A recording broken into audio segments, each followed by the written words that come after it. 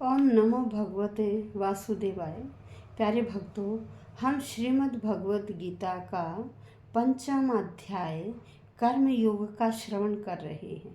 कल हमने श्लोक संख्या 5 का श्रवण किया था, जिसमें श्री भगवान कहते हैं कि जो ज्ञान योग और कर्म योग है, यह दोनों ही लौकिक साधन हैं। दोनों का परिणाम भी एक ही है और दोनों के पूर्ण होने पर ही साधक संसार के इस भव बंधन से मुक्त होकर आत्म साक्षात कर लेता है।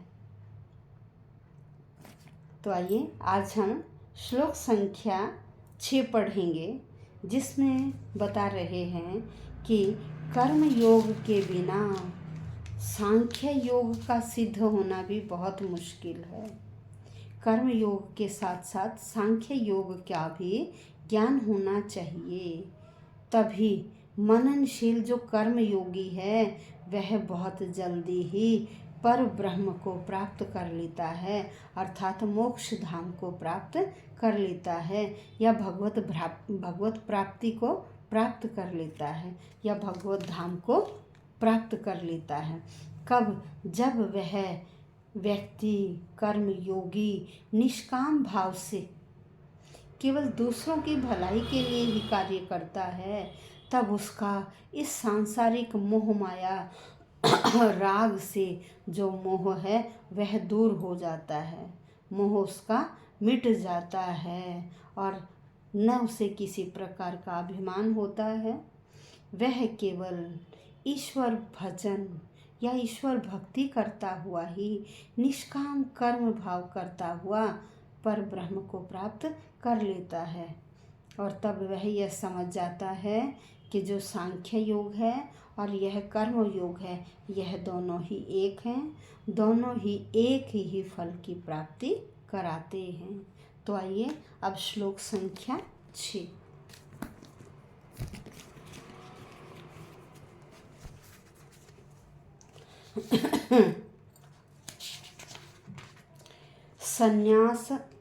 संन्यासस्तु महाबाहो दुःखम आप्तुम योगतः योग युक्तो मुनिर्ब्रह्म न चिरेणाधिगच्छति। संन्यासः तो संन्यासः है संन्यासाश्रम, तो को मतलब है तो संन्यास आश्रम तो महाबाहु, हे बलिष्ठ भुजशाली।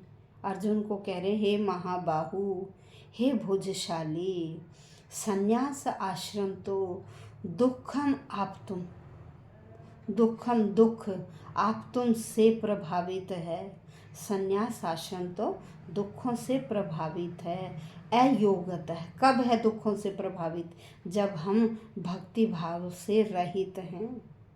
जब भक्ति भाव के बिना हम संन्यास आश्रम में रहते हैं तो उस समय हमें दुखों की प्राप्ति होती है। लेकिन जब हम भक्ति में लग जाते हैं, फिर कहा योग युक्त है, भक्ति में लगा हुआ व्यक्ति मुनि ही, मुनि कौन है? ऋषि मुनि, चिंतन मनन करने वाले, भक्ति में लगा हुआ साधक ऋषि मुनि ब्रह्म पर ब्रह्म को न चिरेण, चिर का मतलब होता बहुत देर से, न नहीं, अर्थात जल्दी ही अधिगच्छति प्राप्त कर लेता है, बहुत जल्दी ही प्राप्त कर लेता है।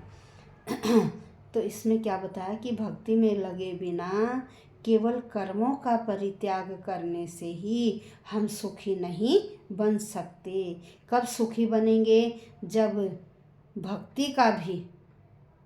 भक्ति भी करेंगे और कर्म भी करेंगे, तो तभी हम सुख की प्राप्ति कर पाएंगे।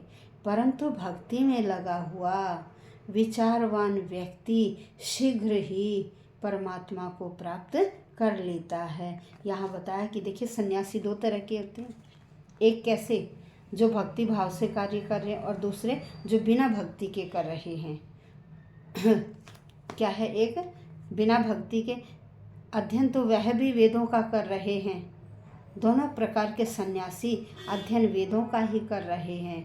वेदों की बताई गई बातों पर ही चल रहे हैं, लेकिन एक ईश्वर में लीन है, ईश्वर भक्ति के साथ साथ कर रहा है, और एक ईश्वर भक्ति के बिना उन वेदों का अध्ययन कर रहा है। तो कह रहे ये दोनों प्रकार के हैं। इसमें क्या है, जब दोनों प्रकार के जो सन्यासी हैं, साधक हैं, जब वह अपने उस स्थान से थोड़ा सा ऊपर उठ जाते हैं, या जितना वो सोच रहे हैं उस सोच से थोड़ा सा ऊपर आ जाते हैं, तो तब क्या हो जाता है, उन्हें यह एहसास हो जाता है कि बिना ईश की भक्ति के उन्हें भगवत धाम की प्राप्ति नहीं होगी। वह सत्कार्य तो कर रहे हैं, लेकिन ईश भक्ति नहीं कर रहे। तो हमें भगवत धाम की प्राप्ति कब होगी, हम निष्काम भाव से कर्म करते जाएं और उसके साथ अपने ईश की भक्ति भी अवश्य करें। जब हम ईश की भक्ति करेंगे, परोपकार करेंगे, दूसरों का हित करेंगे, तो क्या होगा, हमारा हित तो अपने आप ही हो जाएगा। और ऐसे जो सन्यासी हैं वो किस में, ब्रह्म विषयक चिंतन में लगे रहते हैं। जो ब्रह्म विषयक चिंतन में लगे रहते हैं, ऐसे सन्यासी ही श्रेष्ठ हैं, और वही अनेक जन्मों के बाद कृष्ण भावना भावित हो जाते। जो कृष्ण भावना भावित नहीं थे, सन्यासी हैं, बार बार जन्म लेते हैं, और कुछ जन्मों के बाद वह भी क्या होता है, कृष्ण भावना भावित ईश्वर भक्ति में लीन हो जाते हैं। तो यहाँ यही बताया गया। अब हम कल श्लोक संख्या 7 का श्रवण करेंगे। धन्यवाद भक्तों।